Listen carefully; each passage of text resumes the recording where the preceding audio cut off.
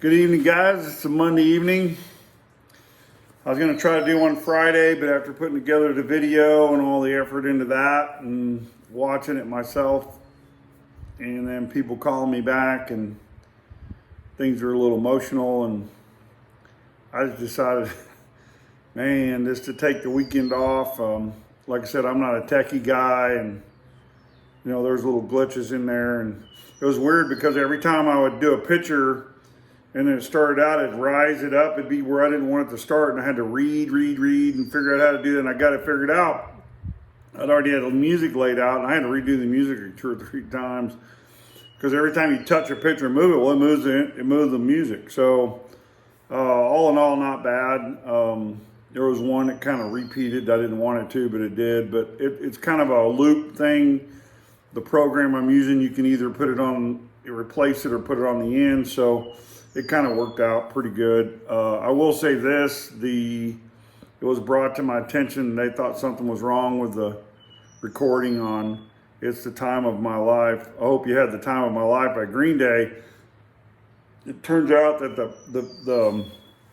the song we purchased was the original recording. Excuse me.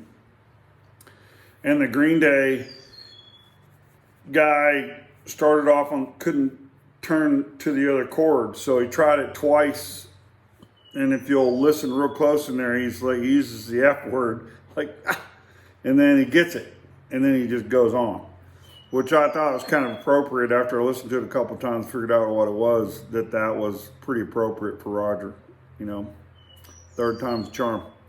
But I hope everybody enjoyed it, and those of you guys who watch this or are viewing this and haven't seen the life of Roger Kirk on slide video, let me know. Get a hold of me through here, or email me at wkirkplayball@gmail.com, and I can get that out for you to view, and we'll have it at the cabin, the Kirk cabin. When we go to do the services, we'll have it on the big screen up there. And like I said, it was I think Friday night was probably, I hadn't seen it at all other than trying to put it together. And Friday night I finally watched it all, and then I watched it a couple times, and it was pretty emotional because I go back through my whole family. If you notice, my mom's first, and then she's pregnant, and then we go on. And got to talk to a good childhood friend last night for about an hour after he'd watched it, and man, we went way back and talking about those things, and it's kind of good to go back. I don't hold on to the past. I never was. We had written a song, Roger, and a guy named Randall that we worked with in insurance business, went up there that year that he went to the wagon wheel and said, "Mama's got a chicken, Daddy's got a duck," and just brought the house down. Well, we're going home. We wrote a song about it that, about being, I wasn't there. The night it all happened. But it was about, I keep one eye, I keep an eye on the future and one eye in the mirror to remember what happened. So that was kind of a rear view deal. And that's how the rear view started. It's like you look into the rear view don't ever forget where you came from. It's basically where that's at. I don't like to dwell on the past, but it's good. In my Christian walk, you got to go back there because you got to tell your testimony. That's the proof of you being changed, and it's kind of hard to do sometimes because those are things you wish that you hadn't done, or you don't want people to know. But man, once you receive Christ, you just spill that out, and it's so exhilarating, and it's really a good thing because it's kind of uplifting. It even uplifts you every time you give your testimony. But anyway. Hope everybody enjoyed the video. It was really kind of fun to watch it. To put it together. We got looking through old pictures. There's a jillion pictures I could have put in there, but that's what made it. And I've had a whole bunch of people. There's some people that I wasn't in contact with before that, but I did put it out there. I was making it, and if you want some pictures, please send them. And so those who did. Those who didn't. And but anyway, we may make another one just for fun, and call it Just Because or something like that. But Yeah, it's getting closer. I'm really, really excited about what's going on. We're putting all the details together. We'll put out a thing. I'm probably gonna put out on this because there's a lot of people watching. I can put it on Facebook. I'll put out, and it won't be the video of me or anything. I'll be talking, but we'll video the address, and my wife's putting together a funeral flyer handout, and we'll put that on there, and the address where the cabin we're staying and where the cemetery is and that kind of stuff. We'll put all that out there pretty quick. But you guys want to come, please contact us and let us know so we can be prepared. And if you don't get to contact us, just bring your own stuff and bring enough for one other person. That'd be cool. Everybody's welcome. We're going to have a great time. We can't help but have a great time. But, like I said before, the Lord showed me a lot of things, and there's a whole lot of stuff clearing up, and this thing we've all been going through for a while, that's all I'm going to say, is it's in the past. I mean, it's already in the past. So everything's going to be fine. We're all going to get through this and go about our way and be stronger and better for it. For, Scripture talks about counting all joy when you go through trials and tribulations, because it makes you stronger. It brings you closer to the Lord, your Maker. And when you get closer to Him, you get closer to true wisdom and true knowledge of this universe and what's going on this earth. So the closer you can get, the better, the way I see it. But I think the last time I talked to you guys, I talked to you about talking about in the Bahamas when we were little. Of course, Roger was 13 and I was 7 and Bobby was 1. So, that we were there for 2 years. And like I say, just to recap, my dad was chief boatswain's mate, and on a ship out to sea, that's the captain's right-hand man. Nothing goes to nothing happens or anything without the chief knowing it, and the chief confirms it with the captain. So he's almost like an officer, but he's an enlisted man. So he's basically the head guy on the ship when it comes to getting stuff done. Whether it's painting or whether it's putting stuff together or whether it's morale or whatever it is. And the chief boats are usually the pretty toughest guys on the whole ship. They have to be. But when they're on land, it's the same thing. Even though you're on land and it's at a Navy base, it's still considered just like a ship. So everything's called the same thing. I don't know all the military lingo, but that's the way it was when we were in the Bahamas, man. My dad had carte blanche of everything. And in the military is the way it should be in life. You can have carte blanche as long as you take advantage of it. When you start taking advantage of it, that ruins the whole situation. So my dad was one of those sticklers that, he had carte blanche and, he took some liberties, but he never broke them. He may have bent them a little bit here and there helping people. I can never forget his good friend Ace Worsby that he spent a lot of time on a ship in World War II with. Came to the Rock and K a couple times. We all got to meet him. What a sweetheart guy. What a great guy. My wife and him just struck up a real good friendship, and he would send us postcards or her, telling me how lucky I was and that kind of stuff. And I said, I know. But anyway, we stayed in close contact with him for a long time. But Ace looked at my dad's picture on the wall, and he had like 5 gold bars, which I didn't know what that meant. And he goes, you know what that means? I said, no. And he said, well, that's because that's no blemishes on your record.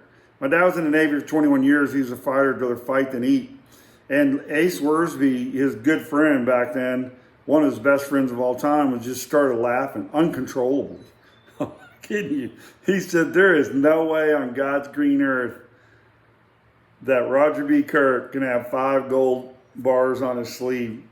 And, because that means you got a perfect record. He goes, I was with him 100 million times when we got in trouble. But, my dad had a way, and my grandmother prayed for him, so God was looking out for him, and he kind of got out of all that. But, he was, I won't call him a politician. I call him a Will Rogers, Will Rogerite.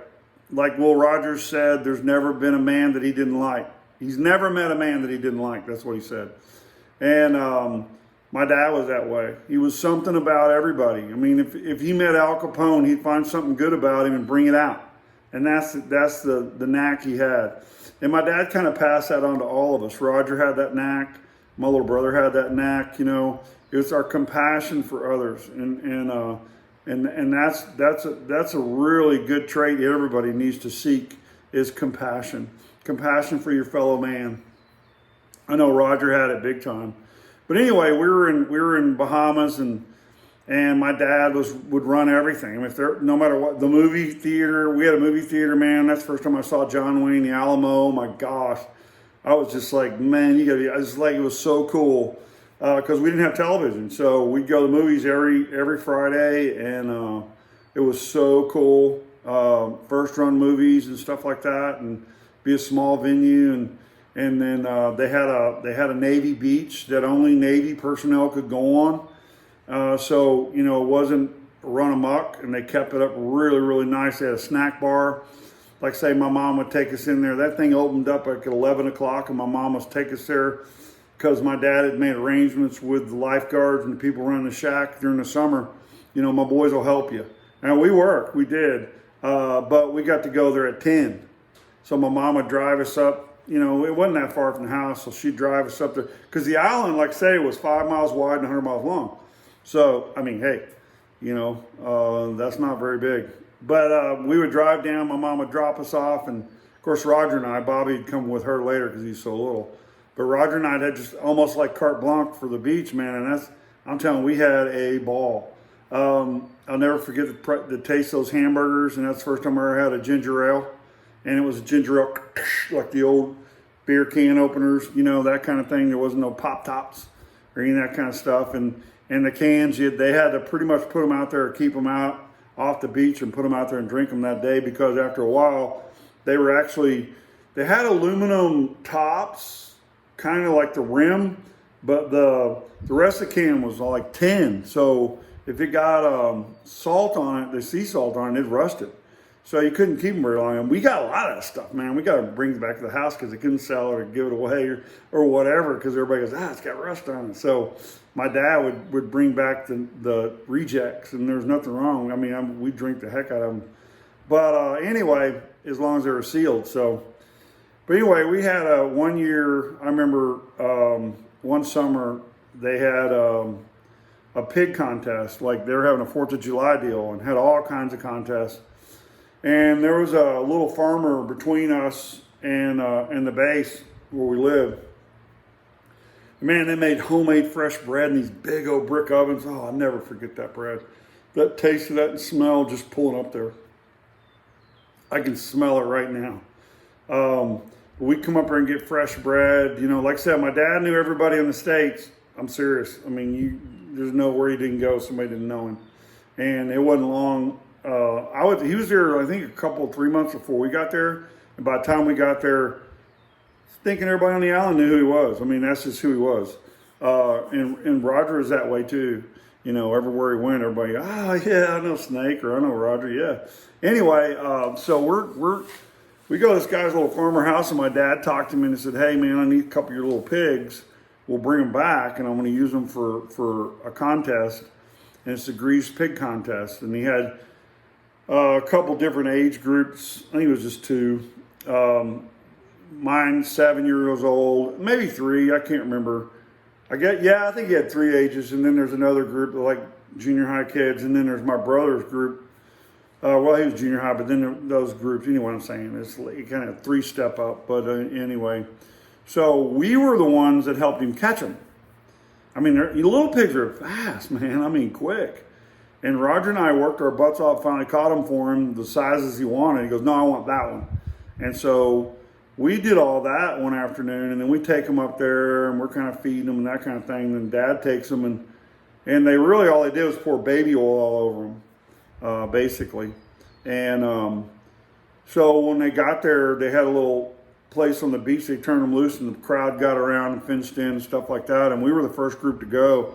And man, I ran, and the rule was, my dad had a microphone and a sheet of paper with names, and the rule was that you had to catch the pig, you had to bring it to his feet and drop it at his feet. Well, I caught the pig 4 times, and every time I went to drop it, he'd back up and go, no, no, no, no, you got to bring it to my feet. And the pig would squirt out because he's greasy. And then he kept doing that until someone else did it. And then that was the way my dad was. He didn't want to show any favoritism to his kids. And he did the same thing to Roger, man. Roger caught that pig, I know, 5 times, till finally he looked at my dad. My dad looked at him, and Roger just quit. So, you know what? You're not going to let me win. And so someone else got it, and he got the prize. And everyone, the prize was cool, especially back then. The prize, which you never saw this back then. Because my dad's good friend, Mr. Howard, he was Chief Howard. He was over the commissary. So Chief Howard put up a case of candy bars. I don't remember how many was in there, 12 or 24. But I'd never seen candy bars in a box. I mean, a whole box of candy bars. And that was the prize. And man, I wanted that candy back because I was a sugarholic, trust me. And so we would do that. We did anyway. That all went away, and the day was over, and everybody coming up to us, you boys should have won it. Your daddy's unfair, that kind of stuff, you know. And then my dad kind of pulls aside later on. He goes, look, I just can't show favoritism. We need to give this to other people. I'll make it to you later, and okay, that kind of stuff. And I'm sure, I don't know if he did or not. I just know the next day, it was like Saturday, the next day was Sunday, and Chief Howard shows up at our house.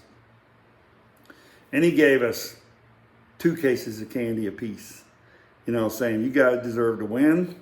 I don't care. You kind of run my dad in the ground, you know, I don't care what your dad did, blah, blah, blah, blah.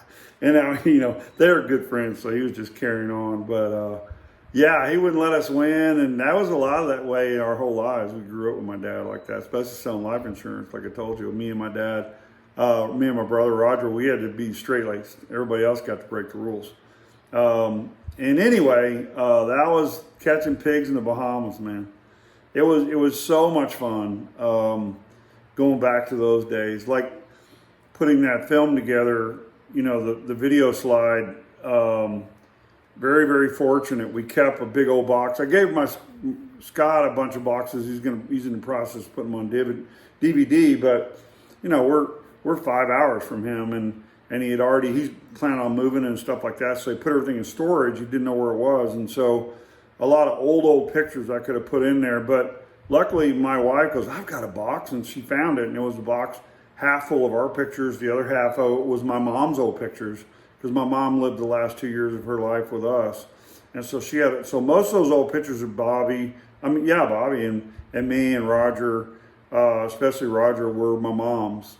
And so going through all those old pictures, man, just, you know, it took me all day just to do that. And then we had to take them from that and put them on my wife scanned all those pictures, man. It was an undertaking, you know. God bless my wife, Bonnie, and thank you, honey, for helping me with that. And thanks, Scott, for inspiring me to go in and get on iMovies and make something. It wasn't perfect, but it was the best I could do, and I hope everybody enjoyed it. Like I said, I had a good time doing it. Kind of expanded my mind a little bit, and kind of setting me up for, like I said, for It's His Ministries. I'll plug in scripture and pictures and stuff like that in my video, and learning how to do all that. I told Scott I didn't want to do that here because this is raw. But I'll continue, and you know, putting out videos, probably at least four, maybe 5 a week, and talking to you guys. I love doing this. It helps me a lot. It really does.